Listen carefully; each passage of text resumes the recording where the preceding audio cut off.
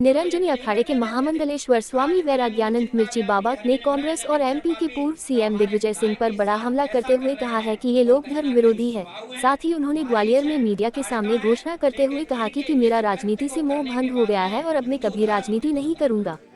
ग्वालियर में 14 अप्रैल से 21 अप्रैल होने वाले लक्षचंडी महायज्ञ की जानकारी देने ग्वालियर पहुंचे थे मिर्ची बाबा। ग्वालियर चंबल विकास परिषद ग्वालियर व्यापार मेला मैदान में 1008 लक्षचंडी कुंभ महायज्ञ करने जा रही है। मीडिया को जानकारी देते हुए आयोजक मुकेश अग्रवाल ने बताया कि ये महायज्ञ भारत में पहली बार होने जा रहा है। इसके आयोजन से ग्वालियर में सूर्य मंदिर बन जाने से इस अंचल के बिगड़े वास्तुदोष का नाश होगा और क्षेत्र के लोगों की प्रगति होगी। मिर्ची बाबा के निर्देशन में यज्ञ होगा। इसमें 21 आचार्य और देश भर के 11,000 ब्राह्मण 1 लाख दुर्गा सप्तशती का पाठ करेंगे। वहीं मिर्ची बाबा ने दिग्विजय सिंह और कांग्रेस पर जमकर हमला किया।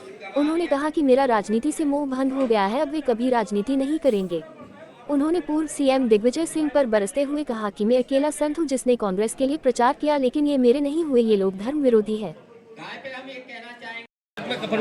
मैंने भारतवर्ष में वो सन्यासी था जो कफन बांध करके लड़ाई लड़ी।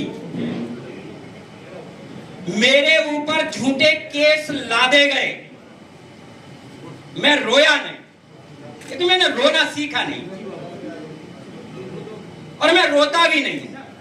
तो आज मैं मीडिया से पहले कहना चाहता हूं कि आप पहले अपने आप का बदलाव करिए कि मैं कल भी निरंजनी अखाड़े का महामंडलेश्वर था, आज भी निरंजनी अखाड़े का महामंडलेश्वर हूं और आगे भी मैं पंचायती निरंजनी अखाड़े का महामंडलेश्वर रहूंगा।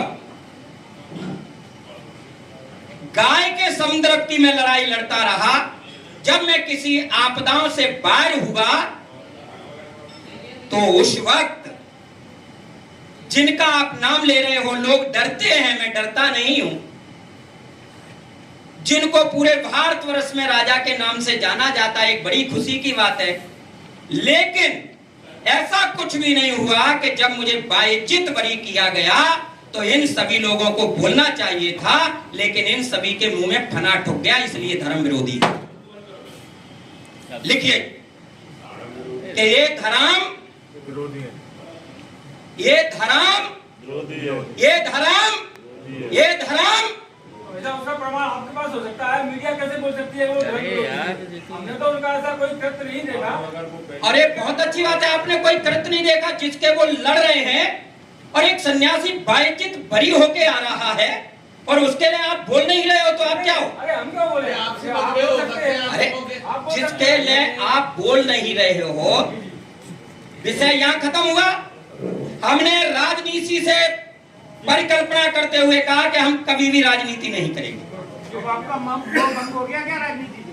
बिल्कुल, राजनीति से मोह भंग क्या हो गया? राजनीति करेंगे ही नहीं। दूसरा, आज हमारे सनातन धर्म की जो जरूरत है वो है यज्ञ। भारत उन्नत राष्ट्र, सनातन, केवल सनातन, सनातन और सनातन के लिए आज इस ग्वालियर में जो यज्ञ होने जा रहा है, ये यज्ञ पूरे भारतवर्ष के उन्नत राष्ट्र के लिए है।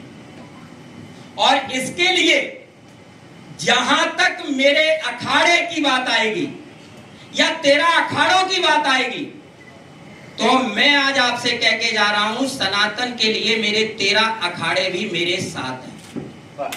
एक नहीं, 13 अखाड़े भी मेरे साथ हैं। देखिए, आयोजन की सबसे प्रमुख विशेषता तो लक्षचंडी यज्ञ है, यानी कि 1 लाख माता के पाठ। जैसा कि मैंने बताई हुई बात कह रहा हूं आपसे कि ऐसा यज्ञ अभी तक अपने यहाँ संपन्न नहीं हुआ है। माता के 1 लाख पाठ सबसे बड़ी चीज है। निश्चित रूप से इसको 11,000 विद्वान ब्राह्मण प्रतिदिन करके संपन्न करेंगे 7 दिन तक, जिसमें 5 दिन तक प्रसिद्ध देवकी नंदन जी महाराज भागवत कथा का पाठ करेंगे। हमारी भजन गायिका सुप्रसिद्ध मैथिली ठाकुर जी भी आएंगी, वो भी भक्ति रस को बढ़ाएंगी। और जो देश के महान कवि के साथ साथ राम कथा के लिए प्रसिद्ध हैं। हमारे कुमार साहब को आप सब जानते हैं, कुमार विश्वास साहब, वो भी आएंगे और इसके साथ बहुत सारी विभूतियाँ। यज्ञ के लिए जो पुजारी है या पुरोहित है वो कहाँ से आने वाले हैं? देखिए, इसमें आचार्य जी जो मैन हैं, ये भारतवर्ष में बहुत प्रसिद्ध हैं। आचार्य विष्णुकांत शास्त्री वृंदावन से आज भी वो टीम के साथ आए थे।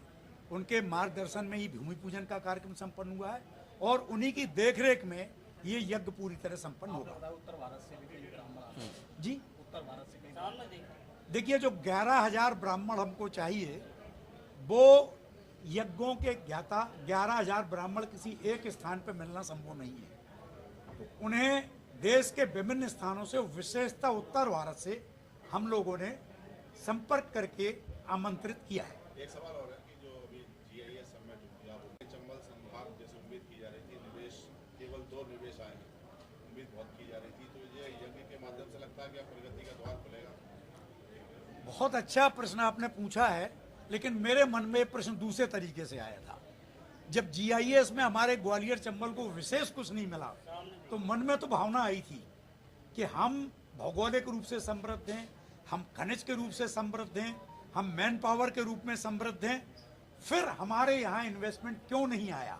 तो मन में ये भावना लगी कि जो हमारे सनातन के विद्वान कहते हैं कि ये प्रगति और समृद्धि कहीं रुकी हुई है, तो शायद इस यज्ञ के माध्यम से मेरे क्षेत्र को वो मिल जाए। क्या आपको लगता नहीं क्षेत्रीय